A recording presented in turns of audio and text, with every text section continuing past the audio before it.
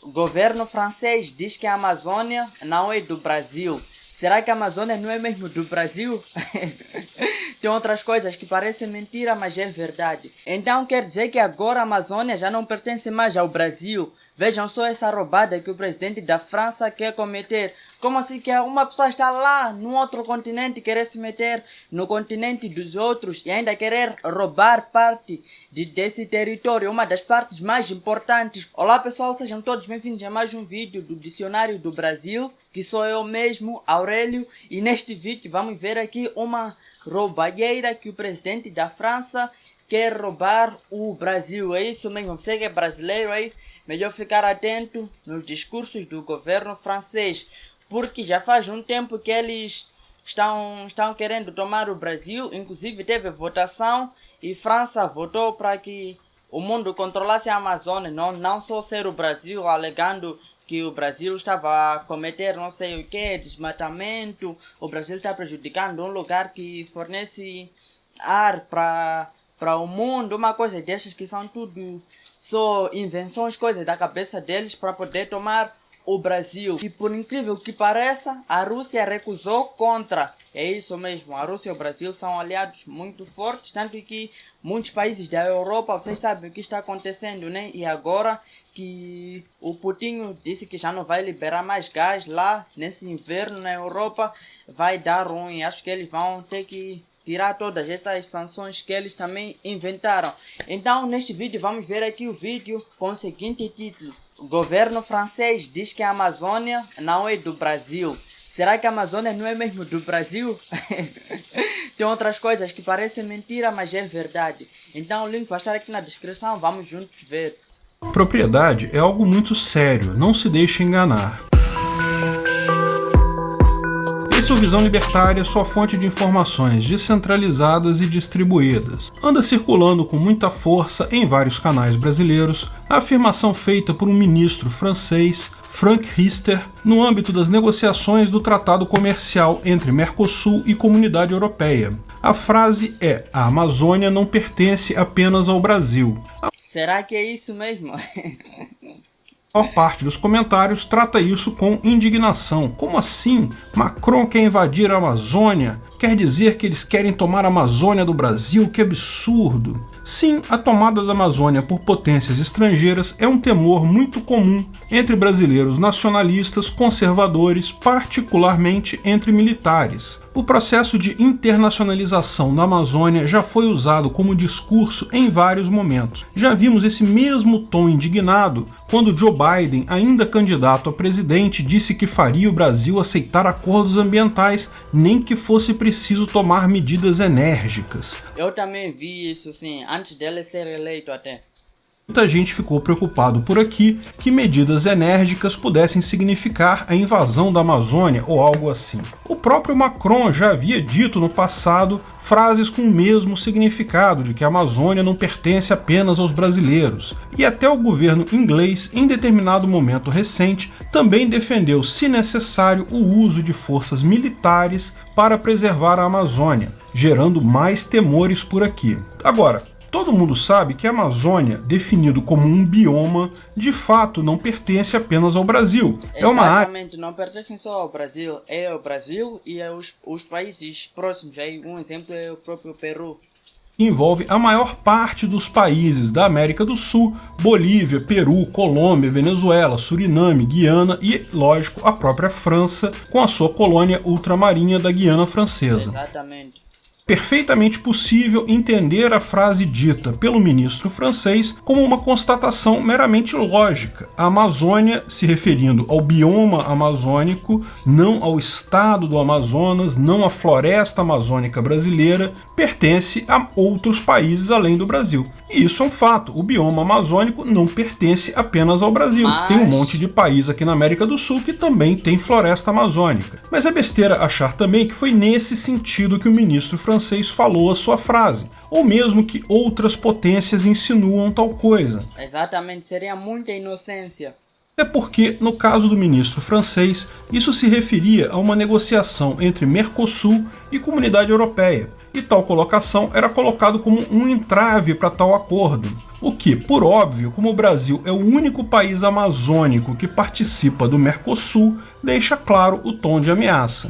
De fato, é inegável que o mundo inteiro tem um enorme interesse na maior área de florestas contínuas existentes no mundo. E, historicamente, é evidente que, quando o ministro francês disse isso, ele não quis se referir meramente ao fato do bioma amazônico pertencer a vários países, mas apenas deixar claro que o mundo todo, independente de ter ou não soberania sobre alguma parte do bioma amazônico, tem interesse na floresta amazônica por questões ambientais. É evidente esse sentido. E, historicamente, a internacionalização da Amazônia foi sim algo muito discutido seriamente e proposto por muito tempo ao longo do século XIX. De fato, esse assunto passou enterrado ao longo do século XX muito em função do sucesso militar de Plácido de Castro e do sucesso diplomático do Barão do Rio Branco, que conseguiram enterrar essa pretensão internacional com muita diplomacia com a compra do Acre. Sim, muita gente não sabe, mas existe um conceito de rio internacional navegável. Rios como o Congo, na África, e o Danúbio, na Europa, são considerados rios internacionais navegáveis. Isso significa que os países onde esses rios passam não podem impedir o tráfego de navios com destinos a países mais no interior. Exatamente. Existem vários tratados sobre isso, tratados de Viena, de Berlim, todos assinados no século XIX. Embora rio internacional seja qualquer rio cuja bacia hidrográfica chegue a mais de um país, existe uma distinção enorme nos tratados entre trechos navegáveis e não navegáveis. O rio Congo, por exemplo, na África, e o rio Danúbio, na Europa, têm longos trechos navegáveis em sua bacia hidrográfica que atendem a vários países. O fato de nenhum país poder limitar o tráfego de navios é algo que, evidentemente, diminui o poder de um Estado sobre aquele rio e, dessa forma, sobre toda a bacia hidrográfica daquele rio. Sem dúvidas. Na América do Sul, o rio Paraná, que desemboca no Rio da Prata, também é um exemplo desse tipo de rio. O rio Paraná margeia o Uruguai, corta a Argentina e o Paraguai até chegar no Brasil, na região do Pantanal. Tudo plenamente navegável. Existem tratados e limites. Isso aqui eu não sabia. Lógico, mas em tese a Argentina não pode, por exemplo, simplesmente proibir navios brasileiros de trafegar no rio Paraguai.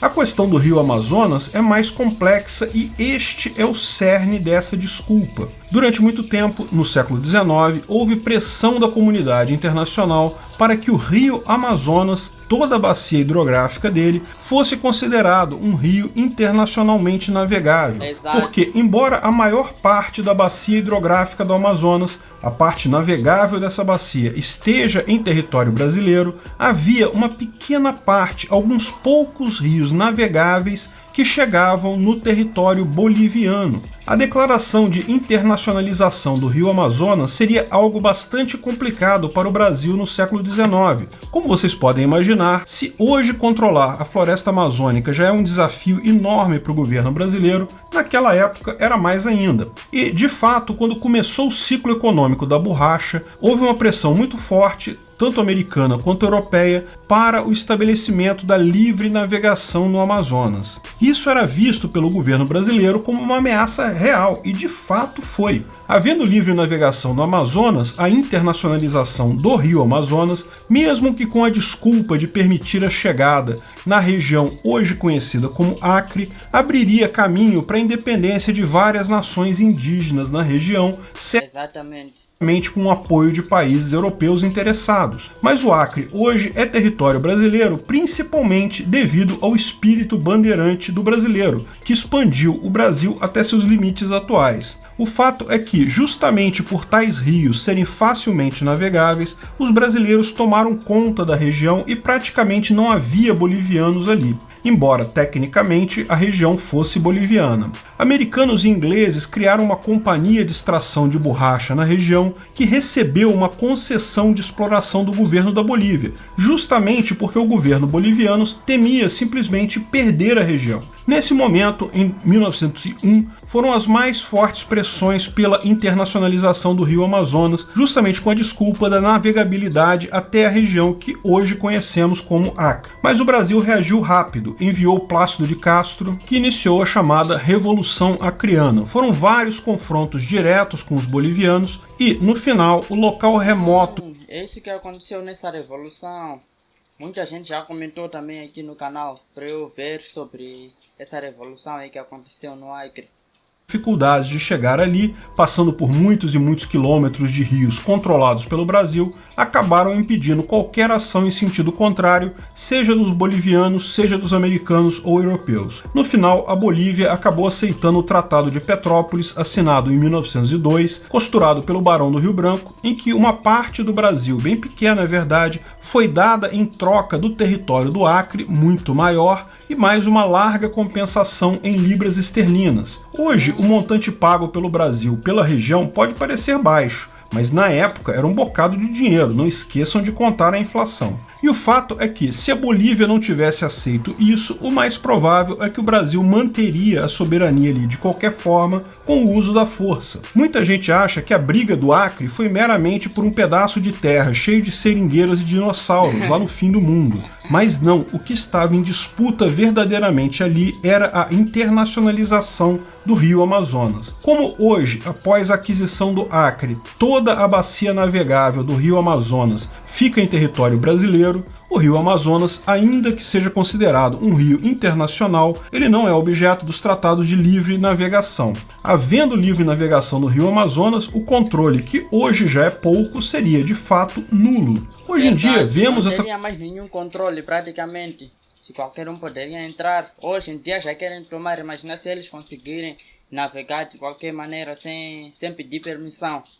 Questão da internacionalização da Amazônia ressurgir com a preocupação ambiental, mas com o mesmo dilema do século XIX. Embora militarmente seja muito difícil para qualquer país tomar a Amazônia simplesmente porque é uma área muito grande, ela sempre pode ser usada dessa forma, como ameaça. Então eu encaro essas ameaças estrangeiras sobre a Amazônia apenas como isso, ameaças. Elas são feitas justamente porque o governo brasileiro, os militares brasileiros, são sensíveis a ela. Portanto, apenas isso. Na prática, pouco provável irem além de ameaças. Mas é lógico, todo esse papo refere-se a uma era em que países tinham uma razão de existir. Soberania nacional fazia sentido, então, devido à informação restrita e limitada que dava vantagem econômica para a existência de governos. Hoje em dia, a questão sobre quem é dono da Amazônia é muito mais simples. É a resposta libertária. Nenhum país é dono de nada, porque todos os países são ilegítimos. Quem é dono de alguma coisa é quem é o proprietário da terra de fato. Eu, como carioca, não sou dono de nada na Amazônia. Você também, se mora aqui no Sudeste, Sul, Nordeste, também não. O máximo que eu pessoalmente já fiz foi ver a floresta amazônica como turista em Belém do Pará. Ali no Parque das Garças, ali dá para ver do outro lado do rio a floresta amazônica, e confesso que eu fiquei impressionado. Não são essas... Eu discordo um pouco dessa parte, porque para mim, estando dentro do Brasil, e Brasil sendo um país soberano, né, que tem soberania, claro que o Brasil, essa parte que pelo menos é que está no Brasil, geograficamente, né, pertence ao Brasil também. Não tem como dizer que não é de ninguém, não vou me preocupar, ou sei lá, em outras palavras, nem que ele disse, porque eu sou, sei lá, do Nordeste, porque eu sou do Sul. Eu acho que isso não tem nada a ver. Comente aí sua opinião, quero saber disso também.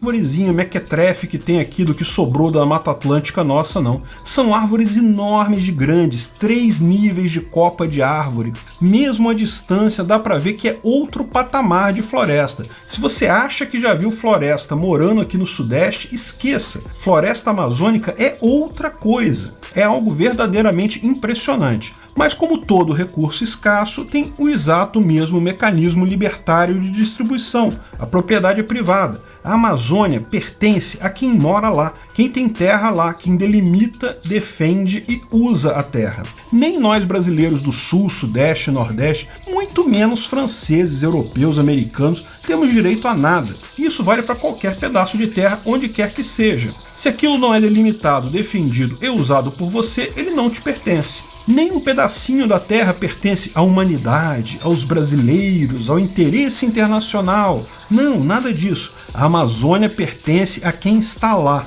a quem delimita, defende e usa a terra. O critério para ser dono de algo não é achar bonito, não é achar que algo é importante para você ou achar que país serve para alguma coisa. O critério de propriedade só tem um: uso, delimitação e defesa. Fora isso, esqueça essas ameaças bestas de políticos estrangeiros. Todos os políticos hoje estão focados no mesmo problema: como se manter no poder com uma população que não os quer mais. Nada além disso. Aí no final concordo sim que são coisas de políticos para poder se manter, sabendo que ninguém lhes quer no poder. Essa parte super concordo, mas e aí, quero saber sua opinião. Você acha mesmo que o Brasil não é dos brasileiros? Ou porque você está, sei lá, no sul, não pode se preocupar porque a Amazonas não está na zona sul do Brasil? Comente aí que quero muito saber vossa opinião. O vídeo foi muito bom, deu para conhecer, concordei com praticamente tudo do vídeo, com exceção daquela parte final aí. Eu acho que estando no território brasileiro, vocês como brasileiros, já disse mais uma vez, o Brasil é um país soberano, então deve exercer sua soberania, não é alguém sair de lá, não sei de onde, que lá o seu país, em vez de se preocupar com o país deles lá, não é porque está na Europa que não tem nada para melhorar, né? Principalmente nessa época aqui, já está surgindo mesmo muitas regiões, já estão sendo perigosas também. Na França tem canais no YouTube também que você pode ver. E principalmente veja um canal, Rafael Scapella, ele tem um vídeo que fez sobre a França, vendo que vários bairros estão perigosos. Teve um youtuber que foi gravar lá, acabou tendo que sair na porrada mesmo, literalmente, para poder proteger sua câmera, seu celular e sua integridade, né? Então tem muitas coisas que eles podem resolver lá, em vez de vir querer tomar conta de país de outros. Então quero saber sua opinião, o que você acha aí. Você acha que pelo fato de você não estar lá no Acre ou no estado de Amazonas, você não pode defender a parte que faz parte do Brasil, né? Quero saber a vossa opinião, comente aqui e fiquem alertas para não cair nessas invenções aí de não sei o que, naturais, poluição ambiental, essas coisas. É tudo mentira para poder tomar controle do Brasil, para poder roubar o que é vosso e poder inventar. É tudo mentira quando dizem isso, essa questão de ambiental. Quando alguém chegar para mim com questão de ambiental e tal, que um país deve vir controlar, já fojo logo dessa pessoa. Já fujo dessa pessoa. Então eu quero ver sua opinião. Até a próxima e fui.